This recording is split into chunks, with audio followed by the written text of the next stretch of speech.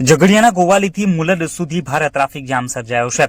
સર્જાયેલા ભારે ટ્રાફિક જામમાં ઇમરજન્સી વ્હીકલ ફાયર ટેન્ડર પણ ટ્રાફિક જામમાં ફસાયો હતો.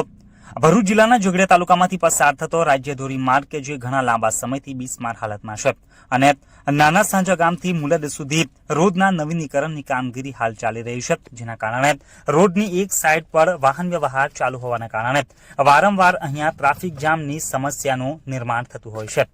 આજરોજ ગોવાલી ગામથી મુલદ સુધી આશરે 3 કિલોમીટર જેટલો લાંબો ટ્રાફિક જામ સર્જાયો હતો. રસ્તામાં કોઈ વાહન ખોટકાયા હોવાથી આ ટ્રાફિક જામ સર્જાયા હોવાની માહિતી સાંપડી રહી હતી. ટ્રાફિક જામમાં ઇમરજન્સી વાહન ફાયર ટેન્ડર પણ ફસાયું હતું. ફાયર વિભાગના કર્મીઓ દ્વારા ટ્રાફિકને હળવું કરવાની કામગીરી હાથ ધરવામાં આવી હતી.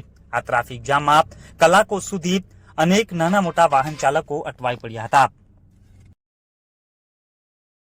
જો આપે ઝઘડિયા ન્યૂઝ ચેનલ સબસ્ક્રાઇબ ન કરી હોય તો સબસ્ક્રાઇબ કરી, લાઇક કરી, બેલ આઇકોન દબાવો. રોજ તમારી આસપાસ બનતી ઘટનાઓની માહિતી મેળવો. ધન્યવાદ.